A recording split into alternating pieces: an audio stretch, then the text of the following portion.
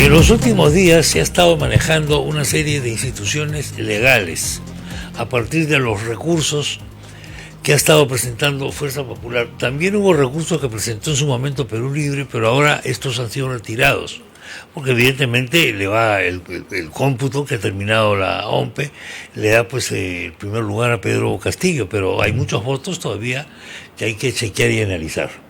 Estamos con un especialista que nos va a esclarecer qué significan y qué importancia tienen estas instituciones, el doctor José Naupari. Doctor Naupari, ¿cómo está usted? Buenos días. Muy buenos días, muchísimas gracias por la invitación y permitirme compartir mis opiniones personales sobre este tema. Por supuesto. Habeas data. Ayer se ha estado hablando todo el día del habeas data.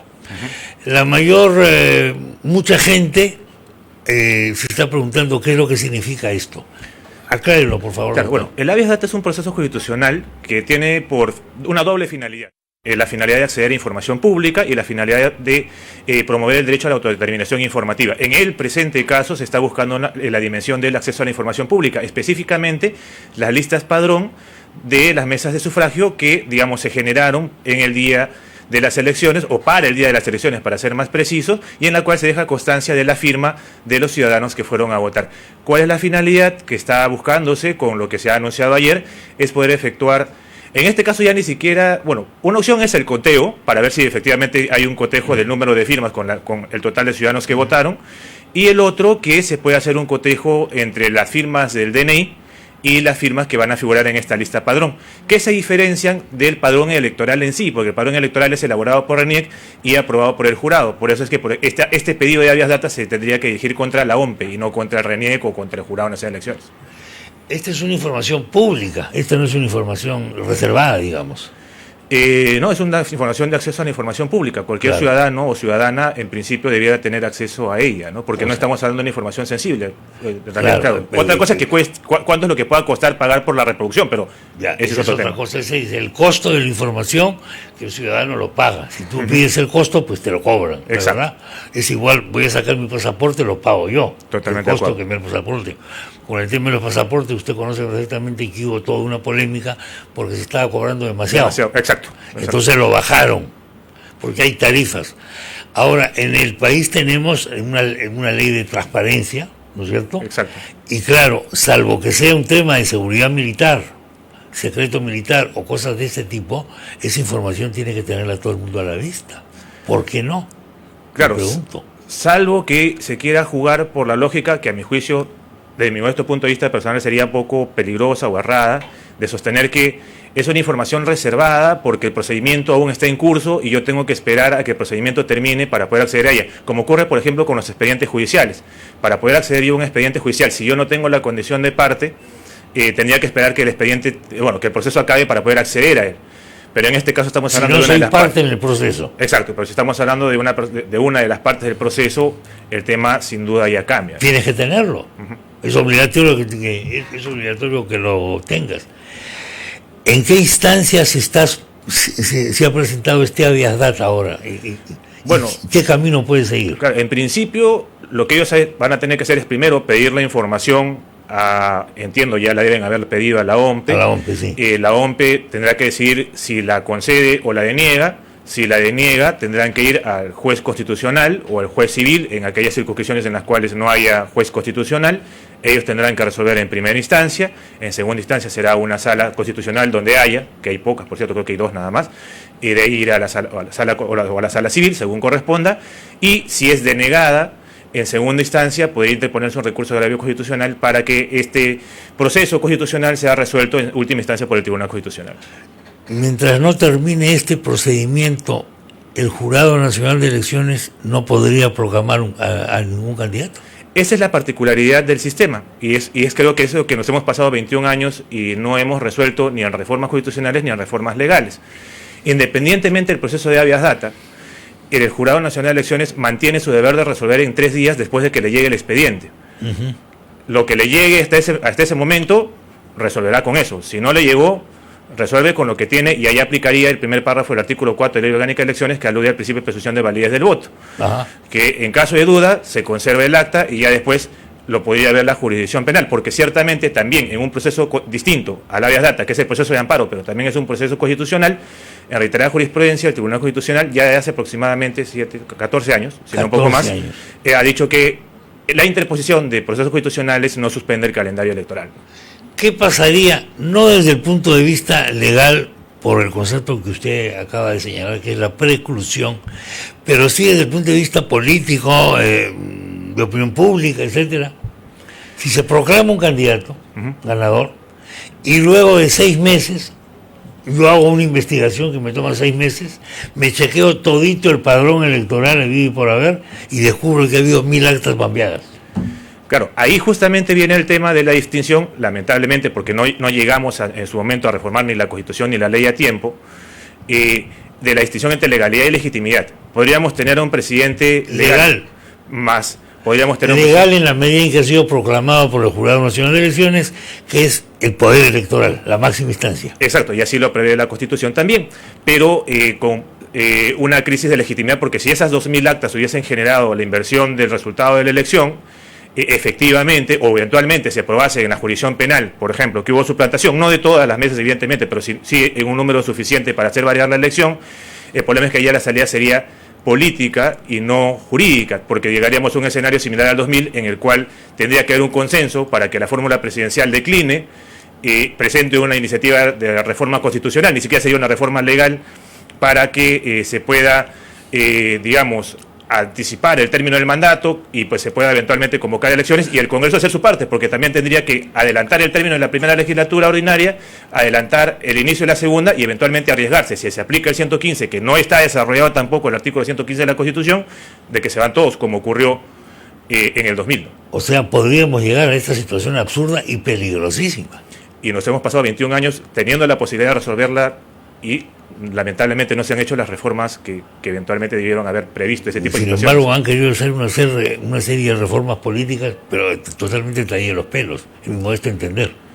Claro, las he criticado en su momento. Claro, la teníamos picando en el 2000 fresquita, esa presunta irregularidad, y por ejemplo, la Constitución no prevé una causal de nulidad cualitativa. Por eso es que, por ejemplo, tendríamos que ir a una solución política, no a una solución jurídica. Nulidad cualitativa. ¿Qué significa exactamente eso? Una nulidad sustentada en presuntas irregularidades. Okay. Las únicas nulidades cualitativas son las nulidades parciales que se dan en mesa y que se resuelven en última instancia ante el JNE. Pero, por ejemplo, no hay una nulidad total por fraude, por ejemplo. Porque la única causal que existe en la Constitución, artículo 184, es una causal numérica o cuantitativa. No tenemos una nulidad cualitativa. Hay un tema ahí que siempre se discute mucho, que es el famoso criterio de conciencia. El famoso criterio de conciencia significa que yo, juez, tengo que resolver no solamente con lo que dice la letra explícita de la ley, sino tengo que resolver a base de principios generales del derecho y constitucionales, amén de utilizar el sentido común, etcétera. Entonces, claro, ¿qué ocurre si se dice no, pero en el acta el acta que nos ha llegado no había ninguna observación del personero, ni impugnación, ni nada? Pero estás viendo que la firma es falsa. ¿Cómo puedes resolver? Es otro impasse. Claro, ahí lo que ocurre, y es un tema sumamente interesante, es que justamente el criterio de conciencia, como usted bien lo menciona, no podría estar por encima de las normas expresas que prevé la Constitución. Incluso el propio jurado, por ejemplo, en el caso que usted válidamente plantea, el propio jurado aprobó su propio reglamento de actas observadas, de resolución de actas observadas, que tiene criterios muy específicos, muy numéricos. Entonces, claro, la primera pregunta que se harían es cómo el propio jurado va a terminar aplicando su propio reglamento si él mismo lo dio y debió preverlo, ¿no? Claro, pero por encima de ese reglamento están pues los derechos de la persona, en la Constitución de la República, digo yo. Claro, y ahí viene justamente un tema de ponderación, ¿no? Porque en principio, y por eso nuevamente yo incido en que debiéramos también reimpulsar una revisión integral de la legislación electoral, porque la ley orgánica de elecciones data del 97. Entonces, y estamos resolviendo con reglas del 97, que es justamente encorsetan, por decirlo de alguna manera, a la jurisdicción electoral. Usted ha puesto un ejemplo que yo creo que la gente no se acuerda mucho, porque hay mucho joven también, que son las famosas elecciones del año 2000. Para recordarle al público lo siguiente: el año 2000, venciendo una serie de objeciones de carácter legal, porque esto era una reelección, se presenta el entonces presidente Alberto Fujimori. Hay un resultado en la primera vuelta y pasan a la segunda vuelta Fujimori y Toledo. Muy bien. Toledo se retiraría a la mitad de la campaña, pero eso no significaría que salía de la boleta electoral. Entonces, ¿qué fue lo que ocurrió? Ocurrió lo siguiente: el resultado a boca de urna daba como ganador a Toledo. Usted recordará eso, aunque usted es muy joven, ¿no? No, bueno, pero, sí me acuerdo, sí me acuerdo. Daba ganador a Toledo. Y el resultado, ya en conteo rápido, estamos hablando de encuestas todavía, daba como ganador a Fujimori. Se produjo una situación muy similar a la actual, en ese sentido. Y luego vino que el jurado proclama a Fujimori como presidente.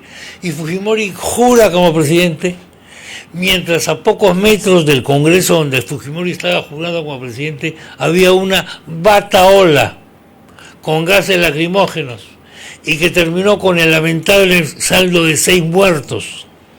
O sea, que situaciones como esta no es que es la primera vez que nos ocurra, nos podría ocurrir algo así. Y claro, y justamente eso es a lo que yo me refería, de que lamento a título personal y como ciudadano que hayan pasado 21 años y teniendo fresco en el 2001, 2002, 2003, esa experiencia, no se reformó la Constitución. Nos fuimos por la más fácil, es decir, incorporamos disposiciones complementarias transitorias en la Constitución o especiales transitorias en la Constitución, salvamos la situación, nos vamos todos. Elecciones de 2001 y ahí quedó, y cuando regresó el nuevo Congreso, teniéndolo fresco, no termina reformando la Constitución para poder prever este tipo de circunstancias. Y ahí viene lo que usted acá ha señalado, que es lo legal y lo legítimo. Legalmente Fujimori estaba proclamado por el Jurado Nacional de Elecciones. Sí. Se le entregó sus credenciales, su diploma, etcétera, etcétera, etcétera. Pero a la gente no lo aceptaba porque había habido demasiadas irregularidades en esa elección. Claro. Y al final Fujimori, bueno, conocemos todo lo que es la caída del Fujimorismo.